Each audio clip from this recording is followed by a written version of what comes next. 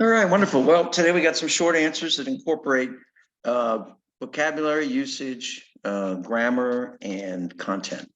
So let's get started. Journalists have dubbed Gil Scott-Heron the godfather of rap, a title that has appeared in hundreds of articles about him since the 1990s. Scott-Heron himself resisted the Godfather blank, feeling that it didn't encapsulate his devotion to the broader African American blues music tradition, as well as bluesologist, the moniker he preferred. So he'd rather be called the bluesologist than the godfather of rap. So he resisted the Godfather blank, and choices we have, all the words are the same. The only thing that's different between A, B, C, and D is the grammar, is the punctuation. So let's take a look at it. However, should always be separated on both sides by a comma, unless it's at the end or at the beginning of a sentence. If it's at the beginning, the comma comes after. If it's at the end, the comma comes before. If it's in the middle of the sentence, it has to be separated out by commas. So we know nicknames first, right? And we know that, however, has to be separated out by commas. So why does a semicolon not work here? Well, first of all, it's not symmetric. You got a comma on one side and a semicolon on the other, which makes no sense. And second of all, this is a sentence fragment. It's not a complete sentence. Whenever you have a semicolon, unless it's a list, it has to be followed by a complete sentence. So this is completely inappropriate. And again, this here is completely inappropriate because it's asymmetric and it's not a complete sentence. Okay, so the only right answer is C. So when you read this, title that has appeared in hundreds of articles about him since the 1990s, Scott-Heron himself resisted the Godfather nickname, however, feeling that it didn't encapsulate his devotion to the broader African-American blues music tradition. So the right answer here is C. Okay, 26. From afar, African-American fiber artist Bisa Butler's portraits, they look like paintings. They're depictions of human faces, bodies, and clothing so intricate that it seems only a fine brush could have rendered them. When viewed up close, however, see how it's separated by commas? The portraits reveal themselves to be blank stitching, barely visible among the thousands of pieces of printed microcut fabric. Okay, now here, this is kind of subtle, but reveal themselves to be quilts. So we know it's quilts, okay? And then we got to find out what comes after quilts. Well, if you put a period here, it makes no sense because what would follow is the stitching barely visible among the thousands of pieces of printed microcut. That's not a complete sentence. There's no verb. So this one can't be right. Semicolon for the same reason. This is, you put the here, it's not a complete sentence, so you know semicolon is wrong. Comma looks good, right? Basically, you got an ing phrase, which is a dependent clause, separated from the main body of the sentence by a comma, which makes sense. Now, this one might look the same, but you don't need the and, because what you're doing is confuse. You're changing the meaning. Portraits reveal themselves to be stitching, and the stitching barely visible. Okay. The portraits reveal themselves to be quilts and the stitching. So what you're saying here is that the portraits are quilts and stitching when you use and. So it creates confusion, but because the stitching is incorporated into the quilts, it's not something separate. So you don't need to use the word and. So the best answer here is B, because right, you get the word quilts, you separate the dependent clause with a comma, and then you do your ing clause. It makes perfect sense. Okay, so 26, the right answer is B. 27, most conifers, trees belonging to the phylum Coniferophyta, are evergreen. That is, they keep their green leaves or needles year round. However, not all conifer species are evergreen. So there's an exception, right? Large trees, blank, lose their needles every fall. So what you're doing here is you're saying not all of them are the same, and then you're giving an example of one that's different. Okay, so what would you use here? Large trees, for instance, lose their needles. Nevertheless, lose their needles. Meanwhile, lose their needles. Or in addition, lose their needles. No, nevertheless, meanwhile, and in addition make no sense. What you're doing is giving an example of an exception, because the sentence before says not all conifer species are evergreen. Large trees, for instance, lose their needles every fall. So the only right answer here is A. Okay. Let's move right along. 28. While researching a topic, a student has taken the following notes. Sam Maloof, 1916 to 2009, was an American woodworker and furniture designer. He was the son of Lebanese immigrants. He received a Genius Grant from the John D. and Catherine T. MacArthur Foundation in 1985. The Museum of Fine Arts in Boston, Massachusetts, owns a rocking chair that Maloof made from walnut wood. The armrests and the seat of the chair are sleek and contoured, and the back consists of 7 spindle-like slats.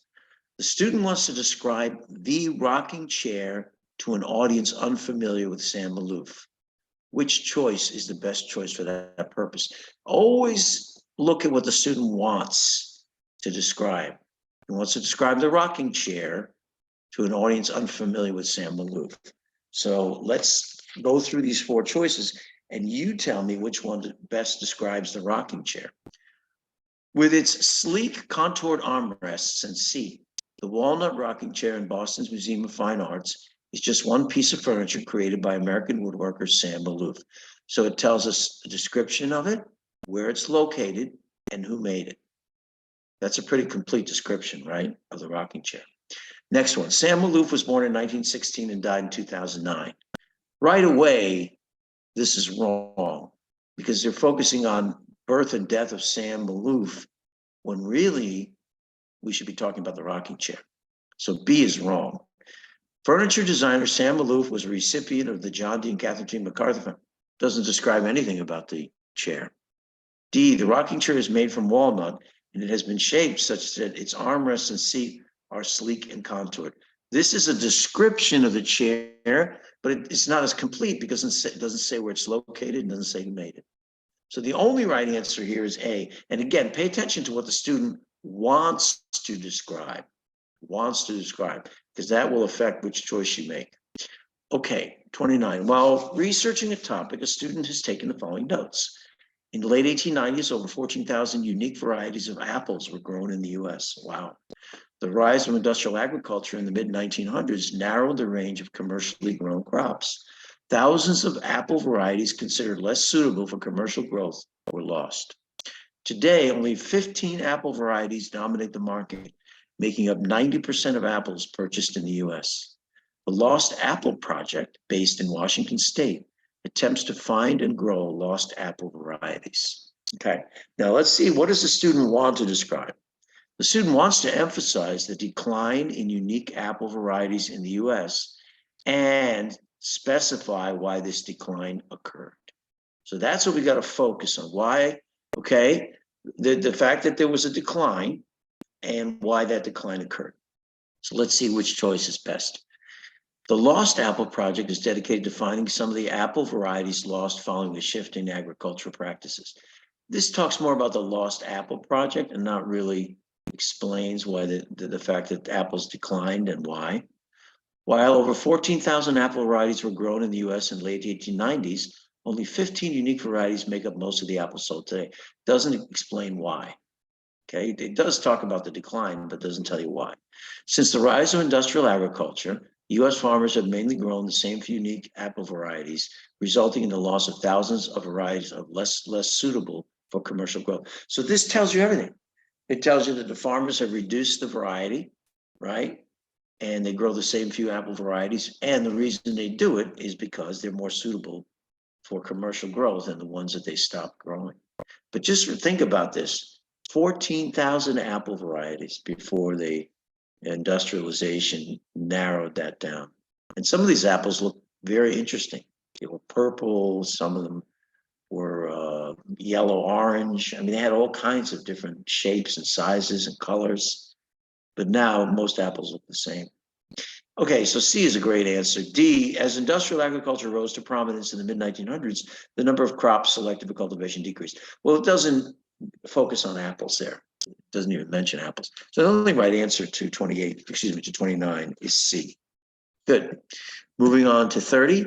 While researching a topic, a student is taking the following notes. Cecilia Vicuña is a multidisciplinary artist. In 1971, her first solo art exhibition, Pinturas, Poemas y Explicaciones, so paintings, poems, and explanations, was shown at the Museo Nacional de Bellas Artes in Santiago, Chile. So she's from Chile. Her poetry collection, Precario Precarious, was published in 1983 by Tandem Press. So 71 was her solo art, 83 was her poetry. Her poetry collection, Instan, was published in 2002 by Kelsey Street Press. So there you go, you got two poetries there. She lives part-time in Chile, where she was born, and part-time in New York. The student wants to introduce, what does he want? Introduce the artist's 1983 poetry collection. Which choice most effectively uses relevant information from the notes to accomplish this? So in 1983 collection, this is what has to be included. We have to focus on that, okay? Now we're going to see which one is most appropriate.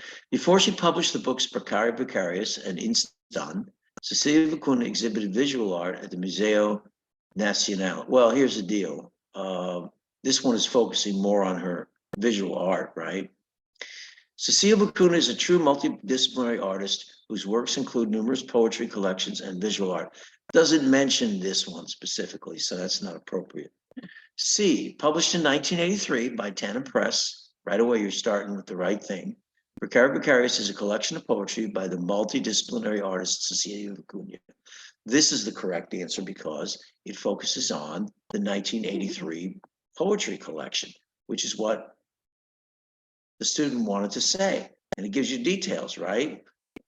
When it was published, who published it, the name of it, the fact that it's a collection of poetry, and that it is done by Cecilia Vicuña, who also is a painter. In 1971, Cecilia Vicuña exhibited her first solo art. This doesn't even mention the 1983 poetry collection, so it's clearly wrong. So C is the only right answer.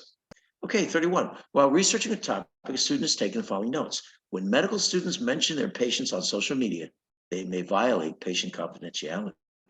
Terry Kind led a study to determine how many medical schools have student policies that mention social media use. In other words, warn the students not to talk about anything on social media. Kind and her team reviewed 132 medical school websites, examining publicly available student policies. Only 13 medical schools had guidelines that explicitly mentioned social media, and only 5 defined what constitutes acceptable social media use. Now, what does the student want to say about all this? He wants to emphasize the study's methodology. Okay. Kind and her team reviewed 132 medical school websites. That's the methodology. So we got to make sure that that's in our answer. Okay, let's look at A. The student's policy of 132 medical schools can be found online. Nah, that doesn't explain what she was doing or methodology. To find out how many medical schools have guidelines about student social media use, Terry Kind and her team examined the student policies of 132 medical schools. This states the purpose and the methods. So B is a good answer. C, out of 130 medical schools, only 13 had student policies that mentioned social media, and only 5 specified what use was acceptable. Well, that's great, but it doesn't go into the methodology. It doesn't explain the purpose of the study. Nowhere near as good an answer as B. D, Terry Kind and her team wanted to know how many medical schools have student social media policies in place about protecting patient confidentiality. Yeah, that's the purpose, but not the method. So the only one that does purpose and method is B. So B is the correct answer to question 31. Okay, 32. While researching a topic, a student has taken the following notes. The Gullah are a group of African Americans who have lived in parts of southeastern United States since the 18th century. Gullah culture is influenced by West African and Central African traditions. Louise Miller Cohen is a Gullah historian, storyteller, and preservationist. She founded the Gullah Museum of Hilton Head Island, South Carolina, in 2003. Vermel Rodriguez is a Gullah historian, artist, and preservationist. So these two ladies do the same thing. She founded the Gullah Museum of Georgetown, South Carolina in 2003. So they both founded in 2003. They both kind of have the same profession, but they founded them in different places. What does a student want to say? Emphasize the duration and purpose of Cohen's and Rodriguez's work. Okay, so basically we got to get the date in there, so it tells you the duration. And we got to get the fact that they're preservationists, okay? So let's see which answer is most appropriate. Okay. At the Gullah Museums in Hilton Head Island and Georgetown, South Carolina, visitors can learn more about the Gullah people who have lived in the region for centuries. Yeah, it doesn't give you the dates, right? It doesn't talk about the purpose that these women were focusing on. Louise Miller Cohen and Vermel Rodriguez have worked to preserve the culture of the Gullah people who have lived in the United States since the 18th century. That's great, gives you purpose, but doesn't give you the duration of their involvement, their museums. Since 2003, okay, this is starting out good, Louise Miller Cohen and Vermel Rodriguez have worked to preserve Gullah culture through their museum. So there you go. It's giving you duration, telling you since 2003, it's about 20 years. It's also telling you their purpose to preserve Gullah culture. And then D, influenced by traditions of Western Central Africa, Gullah culture developed in parts of the Southeastern United States in the 18th century. Again, it doesn't even talk about the two women or about their purpose or about the duration. So this is clearly wrong. And by the way, Gullah, I don't know if you guys have seen the movie The Patriot. Well, when the British are burning down everybody's houses and they're going after Mel Gibson's family in The Patriot, he takes his family to the Gullah village on the coast of South Carolina. And because the Gullah village is all Black African, he expects that the British will not look for them there. So they go there for protection. And I strongly recommend that movie to you. It's called The Patriot, and it stars Mel Gibson. It's a wonderful movie. Okay, 33. While researching a topic, a student has taken the following notes. In North America, woodlands have expanded into areas that were once grasslands. Thomas Rogers and F. Leland Russell of Wichita State University investigated whether woodland expansion is related to changes in climate. Rogers and Russell analyzed core samples from oak trees on a site that was not wooded in the past and indexed the age of the trees with historical climate data to see if tree populations and climate were correlated. Tree population growth was associated with dry intervals. Droughts may have played a role in woodland expansion. Okay, so there's some indication that when it's dry, the trees replaced grasslands. The student wants to emphasize what? What does the student want? The aim of the research study. So we got to focus on their purpose, which is to find out whether or not climate change explains or could explain the substitution of trees, expansion of trees into grasslands. Thomas Rogers and F. Leland Russell, researchers at Wichita State University, wanted to know if woodland expansion is related to changes in climate. Yes, bingo. Remember, emphasize the aim, the purpose of the study. This focuses directly on the purpose of the study. So A is a good choice. B, thanks to the work done by Rogers and Leland, we now know that droughts may have played a role in woodland. Well, it doesn't tell you their aim, their purpose. It gives you a conclusion. That's different. C, Wichita State University researchers have determined that tree population growth was associated with dry intervals. That's great. Again, it's a finding, but not an aim of the study. And D, Thomas Rogers and F. Leland Russell analyzed core samples from oak trees on a site that was not wooded in the past, indexing the age of the trees with historical climate data. So again, this goes through methodology, but not the purpose or the aim of the study. So the only right answer is A. You gotta focus on what the student wants to emphasize, because that's going to give you the right answer. You can't not read this very carefully. Okay. Reading and writing and arithmetic. All right, let's move on. According to botanists, a viburnum plant experiencing insect damage may develop erinium, a discolored felty growth on its leaf blades. A blank viburnum plant, on the other hand, will have leaves with smooth surfaces and uniformly green coloration. So if the plant is damaged, it's not healthy.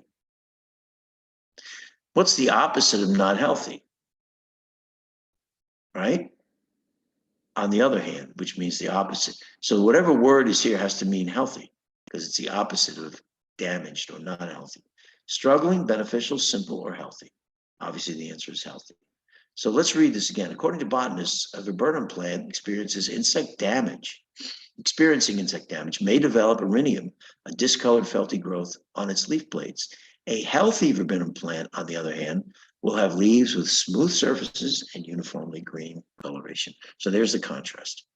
Okay, Nigerian-American author Teju Cole's blank his two passions, photography and the written word. He does something with his two passions. There's clearly a verb there. Culminates in his 2017 book, Blind Spot, which evocatively combines his original photographs from his travels with his poetic prose. So which choice completes the text with the most logical and precise word or phrase? So this is a guy that likes to combine photography and the written word, his two passions. If he's passionate, that means he's excited, right? So it's a great thing for him, right? He's celebrating the combination of photographs and writing, okay?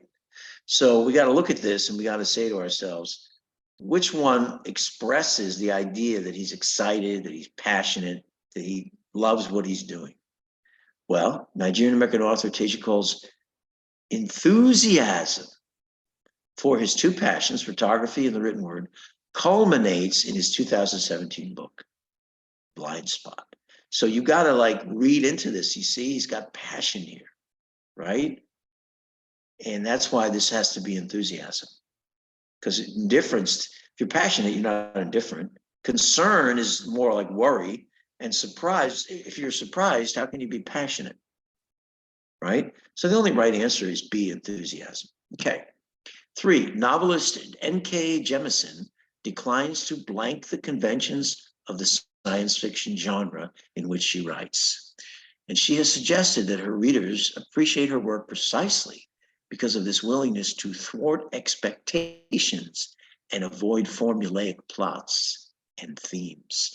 So she's not a conformist, right? She's not doing what everyone expects, what everyone else writing science fiction does.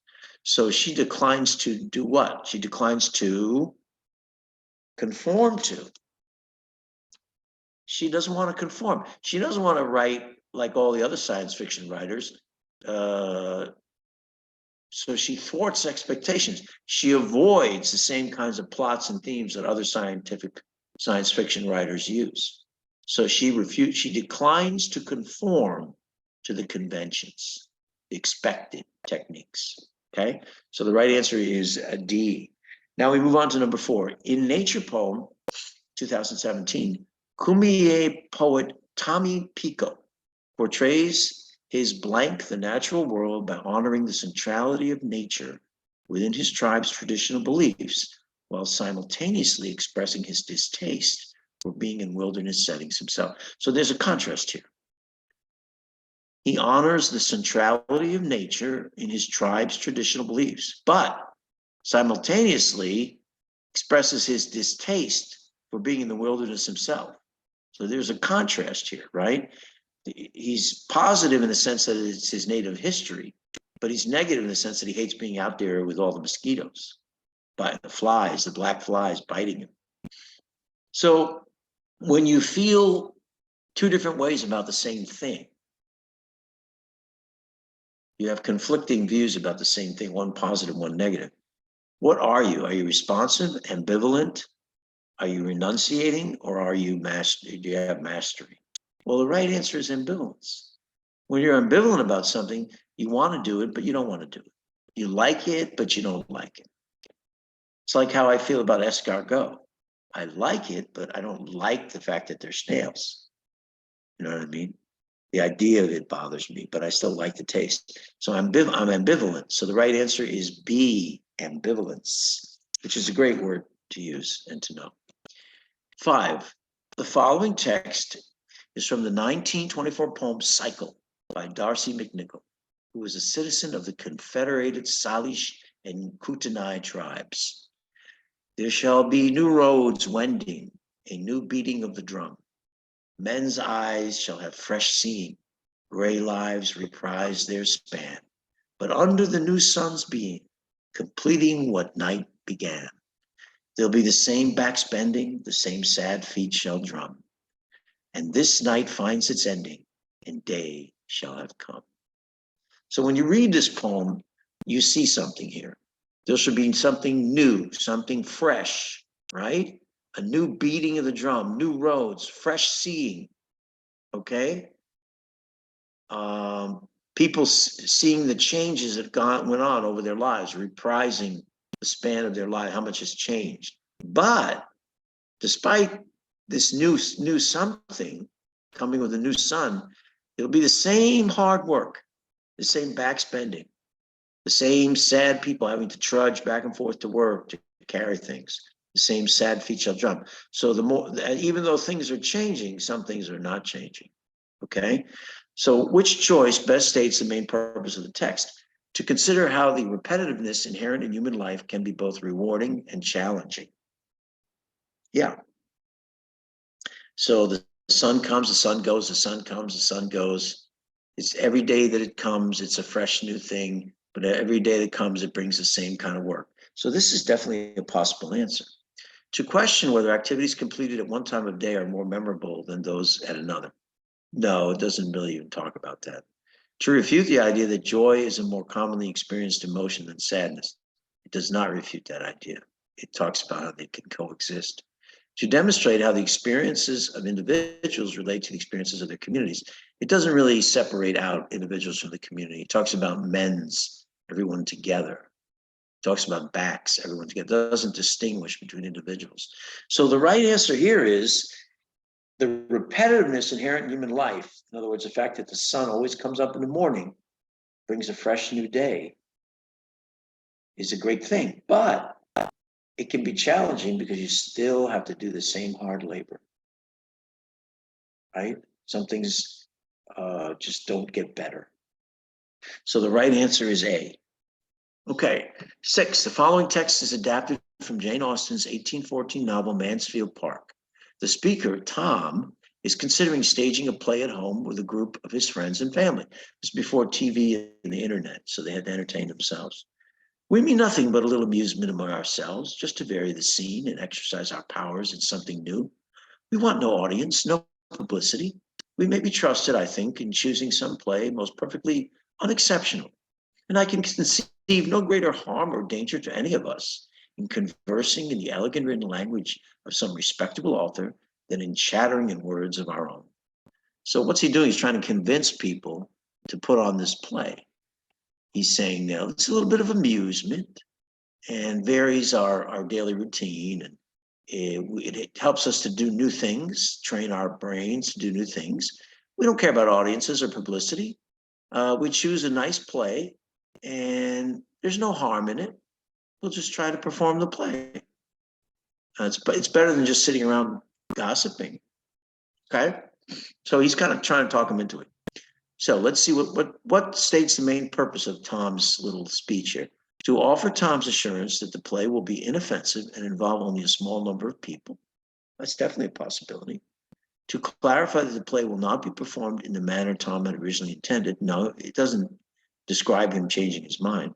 To elaborate on the idea that the people around Tom lack skills. No, he doesn't say that. To assert that Tom believes the group performing the play will be able to successfully promote it. No, he says no publicity. So the only right answer is he's offering his assurance. The play won't bother anyone, and it's only going to be a small group of people. He's trying to talk them into it. So 6, the right answer is A. And 7, musician Joni Mitchell, who is also a painter, uses images she creates for her album covers to emphasize ideas expressed in her music. For the cover of her album, Turbulent Indigo, Mitchell painted a striking self-portrait that closely resembles Vincent van Gogh's self-portrait with bandaged ear. The image calls attention to the album's title song, in which Mitchell sings about the legacy of the post-impressionist painter. In that song, Mitchell also hints that she feels a strong artistic connection to Van Gogh an idea that is reinforced by her imagery on the cover. So she does a striking self-portrait that resembles Vincent van Gogh. Now, you know Van Gogh was an artist in France. I think he was originally from another country, maybe the Netherlands. But anyway, he did most of his painting in France, and he had a lot of mental issues, a lot of psychiatric problems, and he was often depressed.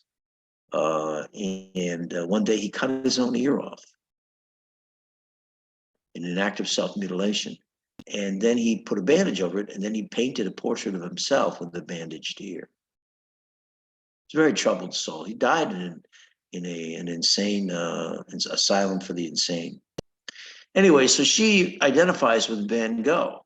And so she does a self-portrait of herself looking like Van Gogh. And then she has apparently a song that hints how she feels about the connection to Van Gogh. So she has the painted cover of the album, and then she has this song.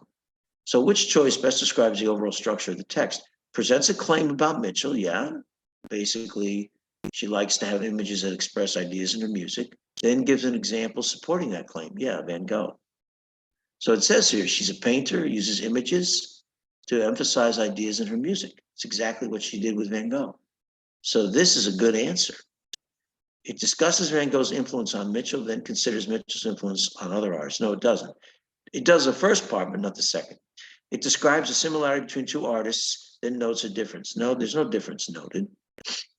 It describes the songs on Turbulent Indigo, then explains how they relate to the album's cover. No, it doesn't start by describing the songs. It actually only describes one song, and that's not the main purpose of this passage. So the only right answer is A, a claim about Mitchell, how she operates, and an example that supports that claim. A is the right answer. So we got question 8 now. Let's do it. Text 1. Astronomer Mark Holland and colleagues examined 4 white dwarfs, small dense remnants of past stars, in order to determine the composition of exoplanets that used to orbit these stars. Studying wavelengths of light in the white dwarf atmospheres, the team reported that traces of elements such as lithium and sodium support the presence of exoplanets with continental crusts similar to Earth's. Okay, so basically they used light waves to determine that there were certain elements present in the atmosphere, like lithium and sodium, which are present on Earth. So they think that supports the idea of exoplanets that have continental crusts similar to Earth, a very specific configuration of the elements in making up the Earth, a crust. Then text 2, past studies of white dwarfs atmospheres have concluded that certain exoplanets had continental crusts. Geologist Keith Puterka and astronomer C.E. Zhu argue that those studies unduly emphasize atmospheric traces of lithium and other individual elements as signifiers of the types of rock found on Earth.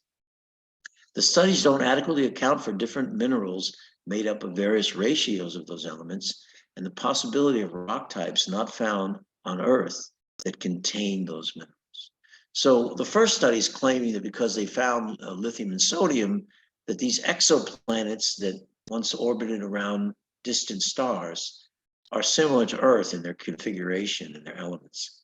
But this one says, no, just because you found those elements doesn't mean that those planets are configured like Earth or that the rocks are the same, because those elements could occur in almost any combination. So they're kind of contradictory. Based on the text, how would Puterka and Zhu, text 2, most likely characterize the conclusion in text 1? Well, they don't think it's that the text 1 conclusion is justified. So let's see.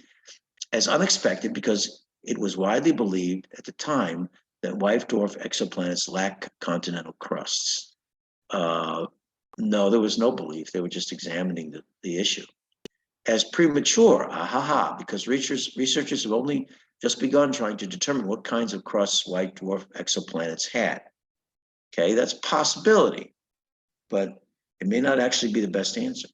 As questionable, that's also a good start, because it rests on an incomplete consideration of potential sources of the elements detected in white dwarf atmospheres. This is the correct answer.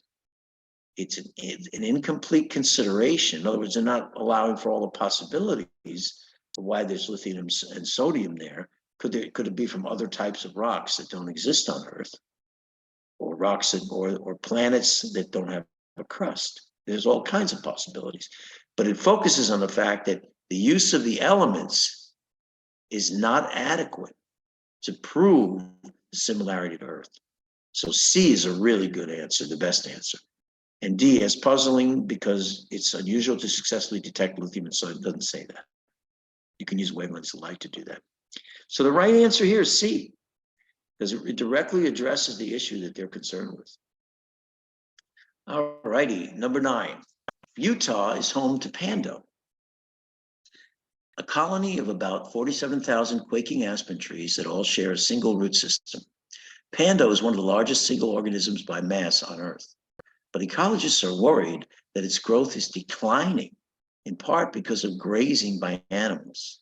The ecologists say that strong fences could prevent deer from eating young trees and help Pando start thriving again. So remember this, the growth is declining. So it would be like you're driving at 60 miles an hour, but then you slow down to 50 miles an hour. You're still going somewhere. You're still making progress, but at a slower rate. So it's not like Pando is shrinking. It's just growing less quickly. So they think it's because the deer are eating the edges and eating the young trees and they can't expand outward.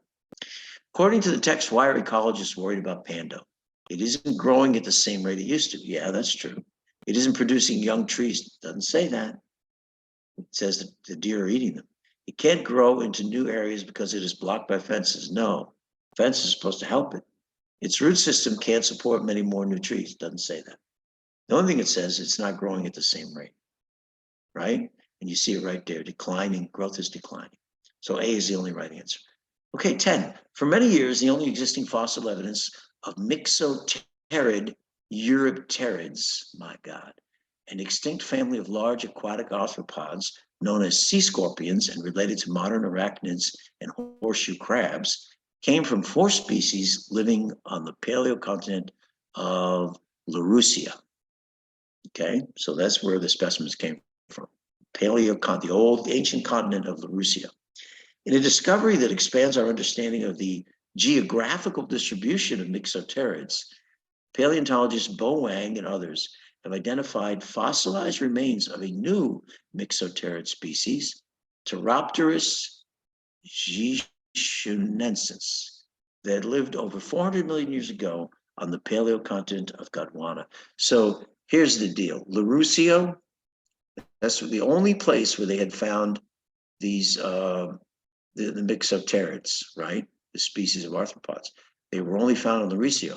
But a new discovery shows that there a type of Mixoterid was also found on Gondwana, totally different continent, expanding the geographic reach of this now extinct arthropod.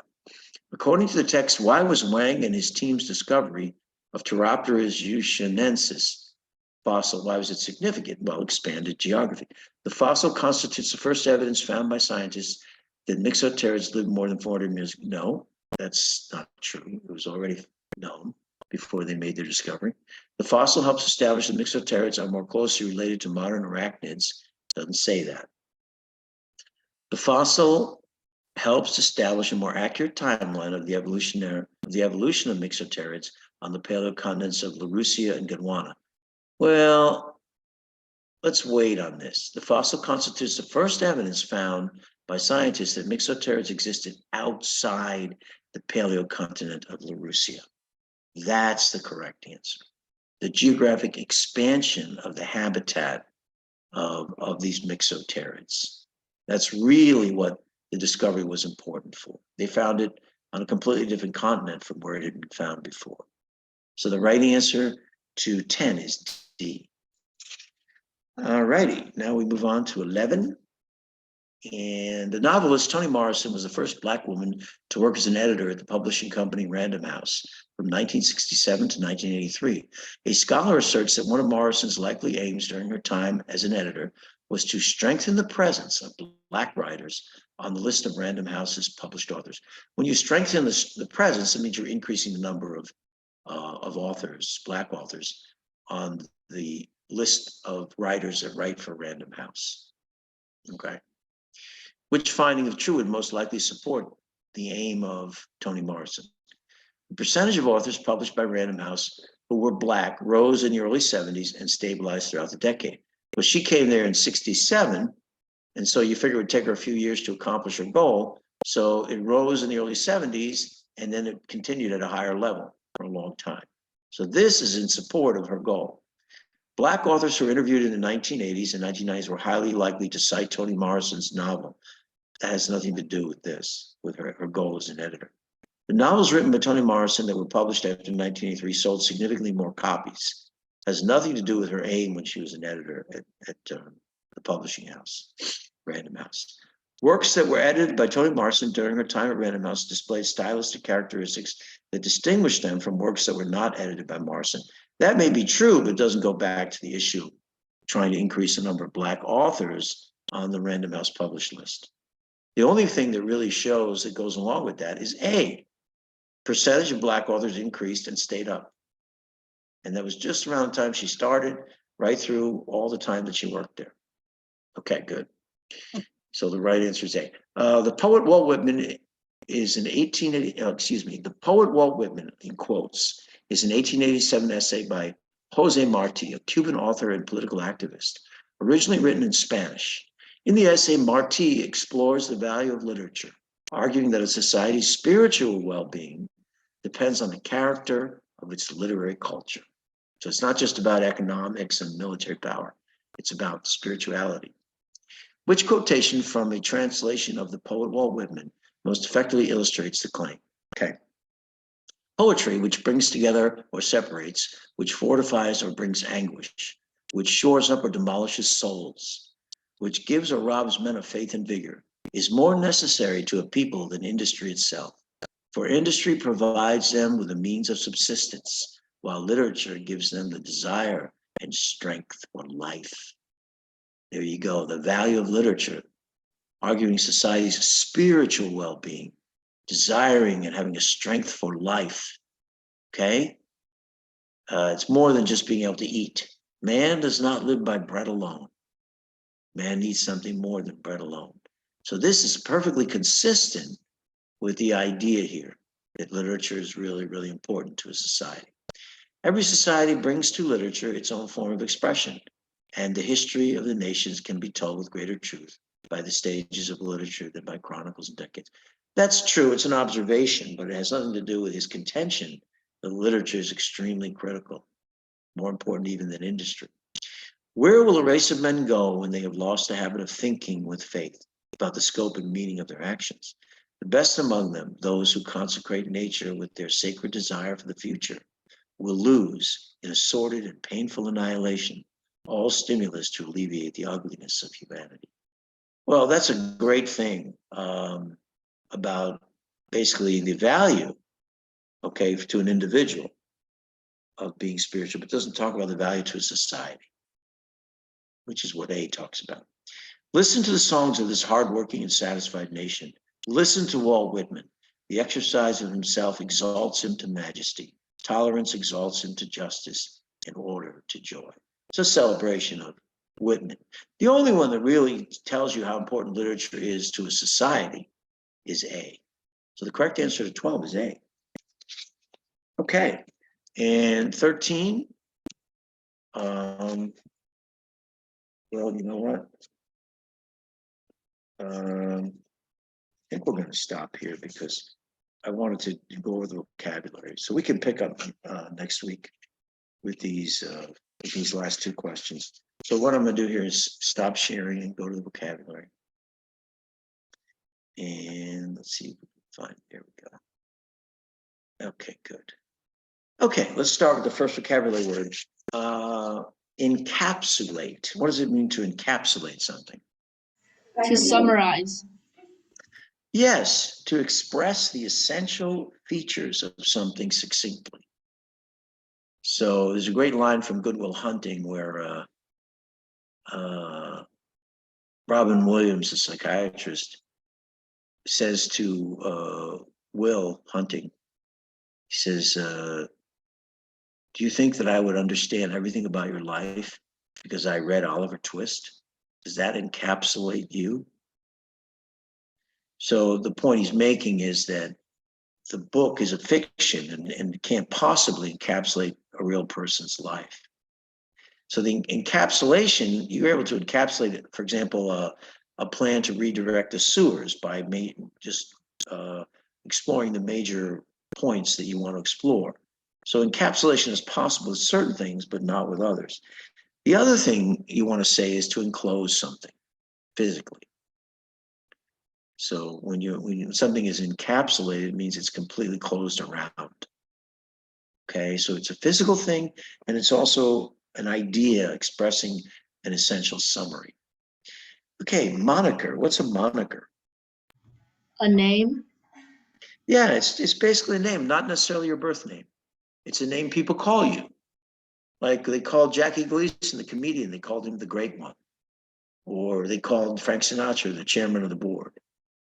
That's a moniker. It's a name that people use, but it isn't necessarily your legal name. Right? Good. Okay, felty. What is it when something is felty? What does that mean? It has a soft texture. Yeah, it's not completely smooth. It's kind of matted together. It makes a soft surface. It's totally different from, say, leather, which is much cleaner and harder than felt. Okay, good. Okay, number 4, evocatively. What does that mean when something is evocative? What is it? It makes you think of something. Yes, it evokes something. It brings strong images to your mind, things that you remember, memories, feelings, right? Emotions. So when something has an effect on you, both intellectually and emotionally, it evokes a response. So it's evocative. And so a piece of artwork, a piece of poetry, a painting, even a novel can be very evocative. Okay, good. Ambivalence. Now, this is a word we talked about earlier. So what do you think ambivalence means? Anybody? Having mixed feelings. Yeah, mixed feelings or contradicting ideas about something or about someone. I like him, but I can't trust him. I'm ambivalent. Something good, something bad. Okay, so that's what that means, mixed feelings. Renunciation. What does it mean to renunciate something? You give it up. You formally reject it, either a belief or claim or course of action. So you renunciate something, you're saying, I don't want to be part of that anymore. Let's say I'm a member of the Communist Party in America, and I'm very active. I write for the communist newspaper. I go to rallies. I support the communism. And then one day I'm like, no, I'm done with this communism. I want free markets. That's a renunciation. Okay, so that's a good example. What about wending? What do you do when you're wending? You wander around. It's kind of funny. You're going in the right direction, but not in a straight line. It's like winding. You're kind of like going, oh, a little bit over here, and then go the other way, and I go back. So you're kind of making this kind of curvy back and forth, almost movement, but you're eventually going to get to where you're going, but you're wending your way. You're not just going straight there. Okay. But it's not just like wandering aimlessly. You have a destination and you're going there, just not going in a straight line. Good. Okay. So what is a reprise? Some people say reprise, but I think reprise is correct. Does anyone know what that means? Reprise? Okay. So you'll see it sometimes on sheet music, published sheet music, where you will come to the end of a piece of music and then it will say reprise and it will refer you back to a mark somewhere in the middle of the music for you to repeat it. So when you do a reprise, you're actually repeating something that you already did. And in music, it has a very specific meaning. And you'll see it notated on the sheet music. But there's another definition of reprise, which has to do with stage performance. So let's say, I don't know, think of a famous, okay, Barbra Streisand. You probably don't know her, but she's still alive. She's a very famous singer. And one of her great songs was The Way We Were. Everyone knew the song. It played on the radio. It was like a top hit. It also was one of the songs from a movie that she did with Robert Redford. And if she came out on stage today and she decided to sing that song for the audience, that would be a reprise of her great hit, The Way We Were. Okay? So just so you know the context where you could use that in addition to sheet music. All right, let's move on to the exoplanet. What the heck is an exoplanet? A planet outside the solar system. Yeah, it's a planet orbiting stars that are outside our solar system. And I just want to let you guys know that honestly, until recently, telescopes were not good enough to see those planets. They were too small and too far away. But telescopes have gotten so much better, especially now with the Hubble and James Webb telescope, that they're discovering new exoplanets on a daily basis. The galaxy is loaded with planets around all kinds of stars, endless amounts of planets. We haven't even begun to count them. That's just our galaxy. Forget about all the other galaxies. So the idea is to find a planet that, based on our analysis of light, has a similar atmosphere to Earth, similar shape and size, similar distance from its star, and potentially could hold life.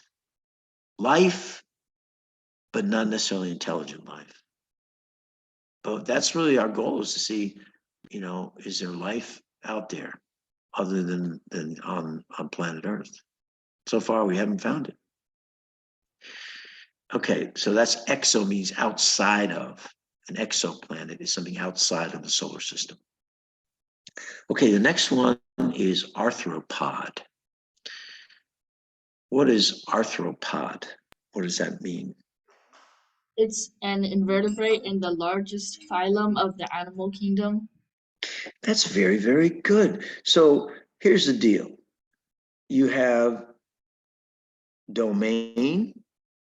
This is the classification, right, of living species, right? You have domain is at the top. Then you have kingdom. Then you have phylum. Then class. Then order. Then family. Then genus. And then species. So the most specific classification is the species. And as you go up that pyramid, it gets broader. These categories get broader and broader. So the phylum Arthropoda is very different from, obviously, from human beings, right? It includes insects, spiders, and crustaceans. What's a crustacean? Who can name a crustacean for me? You've probably eaten them.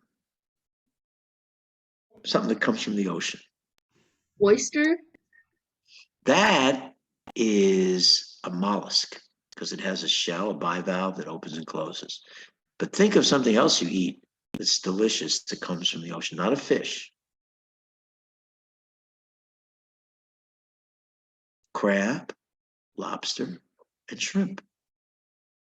Believe it or not, those are related to certain insects, like dust mites. So they're arthropods, okay? So it's basically an invertebrate. Usually it has a hard shell on the outside, and it has a soft tissue on the inside. So it kind of protects itself by having a hard encasement and encapsulated by a hard shell. Just the way a lobster has a hard shell that it molts every now and then when it grows. Same thing with a crab and shrimp. If you really, before you peel them, they have a shell on the outside. So those are the arthropods. Okay. And again, they have no bones, they have no spine, because the protection, the hard part is not the skeleton, it's what's on the outside, it's the shell. So they're invertebrates, meaning they have no spine in the phylum Arthropod. Good. Now let's move on to our etymology. Our first word is going to be encapsulate. There's actually three parts here. So this is from Latin, and en means in or within or into. Okay, capsula is Latin for small box. And when you use this term ate, it means related to or doing something related to. So putting into a small box, the act of putting into a small box to encapsulate something. What other words can you think of that use this root word, capsula, in Latin? That's the Latin word, capsula. Can you think of like a modern English word that would use that? Sounds very similar. Astronauts go up to space in a what? Capsule. Yeah, space capsule. Comes from the same root, from the same Latin. They go up there in a small box, capsule.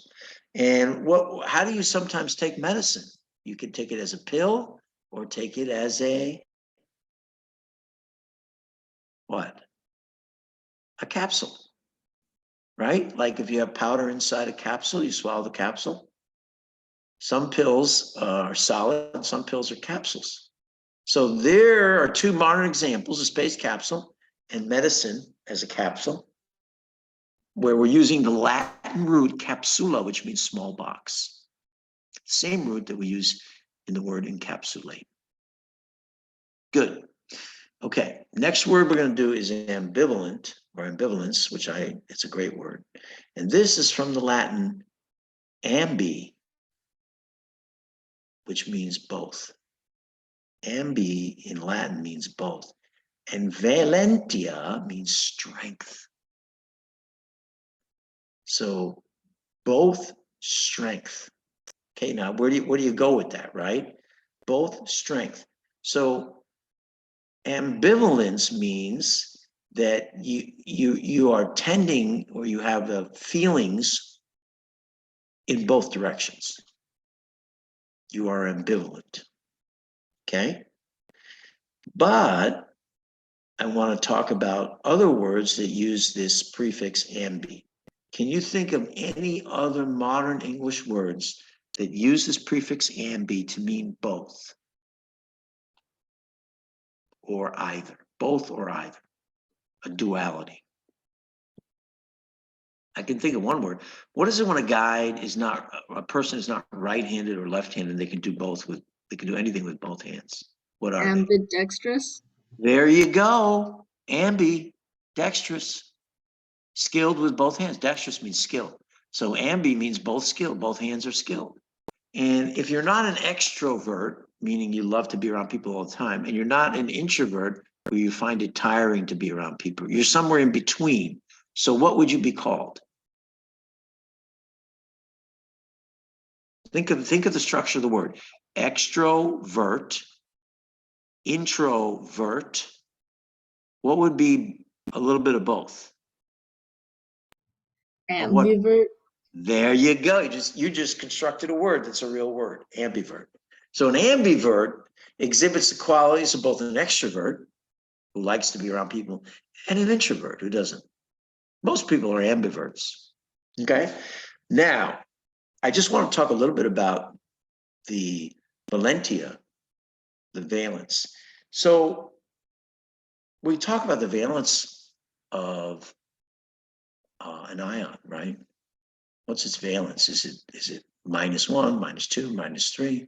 It's electromagnetic force. Does it have a strong valence or a weak valence? So again, it comes right from the Latin valentia, which means strength. What's the strength of its attraction to an opposite charge? So you always hear that word valence when you're discussing chemistry. Okay, very, very important. And another word that comes from this strength is valor, V-A-L-O-R. When you have valor, it means you're not only courageous, but you really, really are strong and you know how to fight. So you have valor. And again, it comes from the strength word, right directly from the Latin, Valentia. Okay, guys, we're all done. So thank you very much for your attention, and we'll pick up next week. Have a great week, everyone. Take care.